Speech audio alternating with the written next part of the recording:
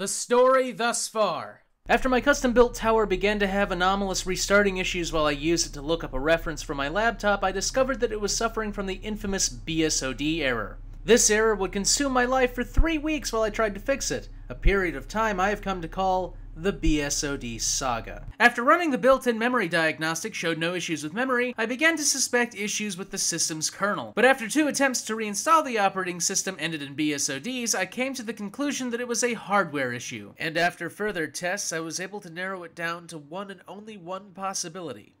My motherboard had gone bad. After setting up an RMA and dealing with this... that noise! I was finally able to put the events of the past 2 weeks behind me and travel 160 miles to retrieve my motherboard, after I missed its delivery to my house. God damn! On the way back, I had a conversation with a friend of mine who asked me what I would do if this brand new board should fail, to which I replied that if this didn't work, then my computer was haunted. 3.5 weeks later, my computer, with a fresh new motherboard, was still suffering the same crash, and I had run out of options. It was then that I decided to follow that little tip and do what it turned out needed to be done all along. Going to bed that night frustrated, but relieved that the worst was behind me. Or so I thought. F*** the world. And so, after finding my old motherboard covered in cat hair and having no other option, I cleaned it off as best I could and took it back to Jeb's apartment, knowing full well that if it didn't work, then nothing would. And so continued the BSOD saga, Part 9, From Ashes. I didn't run into the apartment. I was taking my time, taking it slow. I didn't need to get this far and accidentally drop the damn board. There was my machine, its guts spread over every surface. The couch, the table, the nightstand, all covered in computer gore. Me and Tim spent the better part of 3 hours going over every single piece, every bolt, every screw, every fan, every connection and cable, all blown out and cleared. I wasn't missing a goddamn thing. Not a goddamn thing. We even took the CPU out and replaced the heat-dissipating goo, taking the compressed air and knocking any stray particles off the little pegs and ports in the old board. Finally, it was all back into place, and I took a look around it, inspecting it again. Then we plugged it back in. The little light on the motherboard turned green. There was power. The power supply was okay. I crossed my fingers and pressed the button. It turned on. It booted up.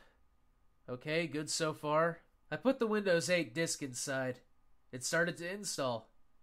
10%. 20. 40. Almost. 50. 60. It's gonna fail right now, I said to myself. Right now it's gonna fail. The screen's gonna go black. A hard drive's gonna stall. It'll catch fire. 70. 80. A memory stick will crack. The power supply will fail. 90. Finished. I stared at the login screen. It was really done. I had been through an ever-growing hell for the past 1.5 months, gone through so much shit to have this fucking thing finally work, and here it was working. I had done it. I had actually fucking done it. I spent the next 3 hours on the phone with Adobe getting my license for CS5 transferred, installing Maya, getting Steam online. As a treat for myself, I bought Saints Row the Third. The BSOD saga really didn't end, though, until that October, when I got my replacement memory stick and my computer was really back to normal. Back at the start of the series, I told you the BSOD saga taught me some lessons I think we all should keep to heart. Well, it did.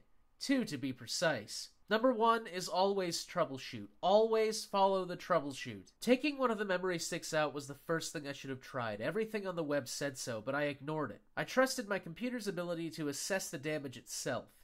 That was a mistake. Besides, even if it hadn't been the cause, testing the sticks would have taken less than 10 minutes. Instead, I spent 5.5 weeks in a nightmare. And number 2, and probably the most important lesson of all, the simplest solution is often the best. And so concluded the BSOD saga. But there was another time and another lesson I'd learned many years before, one that helped shape me more than what I had experienced dealing with a dead computer, and all it took was a pyramid scheme for me to learn it.